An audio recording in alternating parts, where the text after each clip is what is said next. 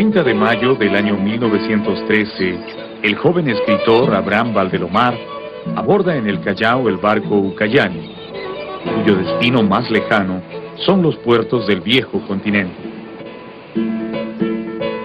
El escritor ha sido nombrado secretario de la Legación del Perú en Italia y desempeñará su cargo en Roma. A pesar de su corta edad, 25 años, Valdelomar es una celebridad en el Perú. Desde la adolescencia ha escrito sin detenerse. Ya ha publicado 3 exitosas novelas breves, poemas y muy leídas crónicas periodísticas. También firma dibujos y caricaturas en las portadas de las revistas. La travesía hasta Roma demandaba casi 2 meses y medio. Siempre había soñado estar en la ciudad eterna, pero ahora, al caminar por sus calles, se da cuenta que la gente pasa por su lado sin reconocerlo y sin admirarlo. Una experiencia totalmente nueva para el famoso Valdelomar, acostumbrado a la admiración y el halago constante de los limeños. En Roma, el escritor se sintió solo y extranjero. Entonces, en medio de la gran ciudad que lo ignoraba, recordó el pequeño pueblo de su infancia. Recordó escribiendo. En sus páginas aparecieron nuevamente el mar y la campiña de Pisco, y volvieron sus padres y hermanos y un hermoso gallo de pelea, que hoy todos conocemos, el caballero Carmelo. Valdelomar recordaba Pisco, pero más precisamente la vecina caleta de San Andrés de los Pescadores, la hacienda Caucato, donde pasaba algunos días de vacaciones, y su sencilla casa junto al mar. A esta casa llegaron los esposos Carolina Pinto y Anfiloquio Valdelomar, cuando éste encontró trabajo en la aduana del puerto de Pisco. Ellos venían de Ica, donde habían tenido a sus 9 hijos. Abraham era el 6º y había nacido el 27 de abril del año 1888. En la obra de Valdelomar, sus evocaciones casi siempre reflejan vivencias personales. Sin embargo, como todo escritor, muchas veces modifica la realidad y cambia esos recuerdos y experiencias de la forma que mejor conviene a sus relatos. Así, en la lejana ciudad de Roma, la casa de su infancia se hizo más grande y luminosa. Allí volvió a verse jugando en su puerta, desde donde miró venir a un alto jinete sobre un caballo de paso. Era el hermano mayor, que después de una larga ausencia volvía a casa. Se le veía viejo, y detrás del contento del regreso, un poco entristecido. Su ruta había sido larga, traía regalos de muchos pueblos distantes. El último regalo, el que había comprado para su padre, estaba oculto en una caja misteriosa. Era un gallo de pelea. Valdelomar lo describió así: esbelto, magro, musculoso y austero. Su afilada cabeza roja era la de un hidalgo altivo, caballeroso, justiciero y prudente.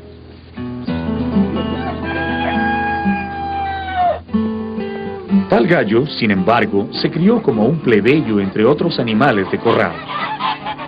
Convivió con ellos, compartiendo el agua y la comida durante 3 años, sin que nada revelara su orgulloso linaje.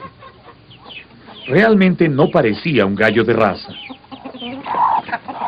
Un día, en una conversación en el pueblo, alguien se atrevió a decirlo. Entonces el padre de Valdelomar, ofendido, pactó una pelea para demostrar la casta de su gallo. El Carmelo pelearía a muerte contra el Ajiseco, un gallo muy temido que había mandado a mejor vida a muchos rivales en los ruedos de la provincia.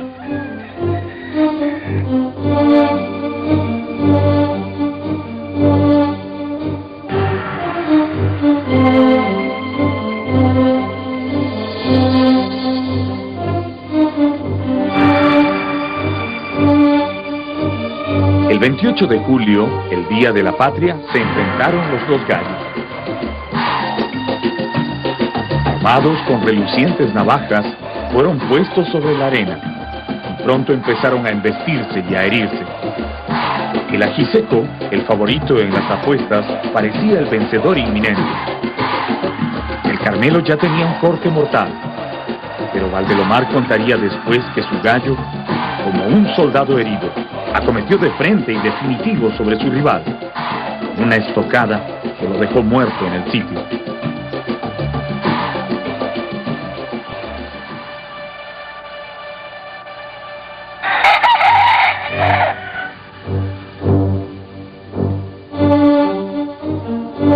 De regreso a casa por la orilla del mar, el vencedor casi agonizaba en brazos de su dueño. Tenía heridas demasiado profundas. A pesar de los cuidados, murió 2 días después, mientras miraba el crepúsculo.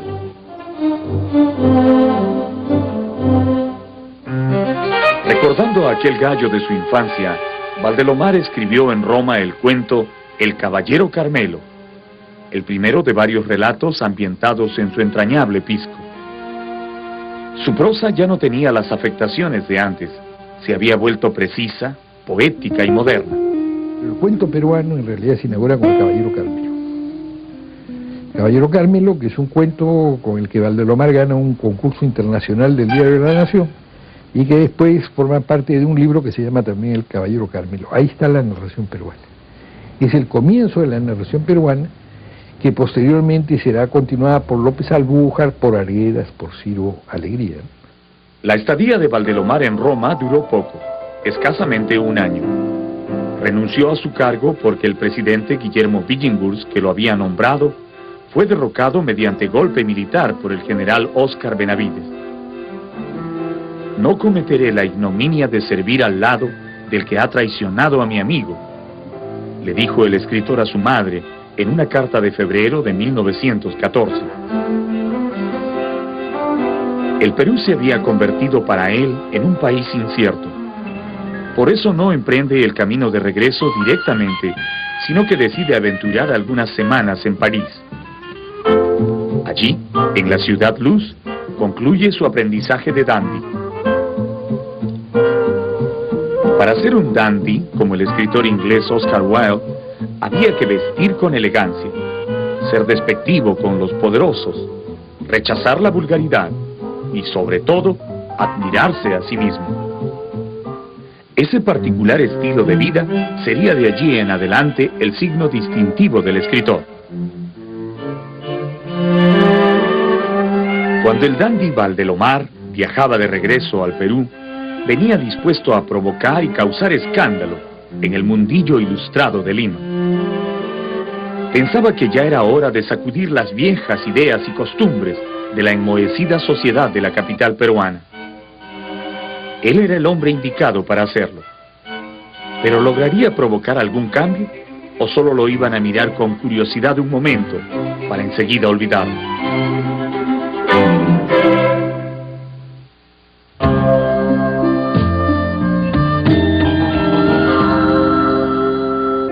A su regreso de Europa, el dandy Abraham Valdelomar se convirtió en un personaje de moda en Lima.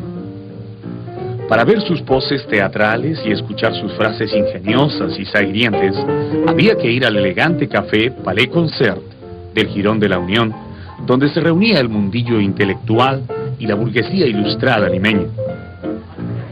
Allí llegaba diariamente, a media mañana, para exhibirse rodeado de amigos y admiradores. Era una rara mezcla de pontífice de la cultura y de frívolo figurín de revista de modas. Cuando sabía que lo miraban desde otras mesas, se besaba las manos, porque según anunciaba sin ninguna modestia, habían escrito cosas muy bellas. Algunos le negaban originalidad, lo acusaban de imitador del británico Oscar Wilde y del italiano Gabriele D'Annunzio, pero no podían ignorarlo. Nadie podía ignorar a quien, más allá de sus poses petulantes, escribía incansablemente la mejor narrativa de ese momento.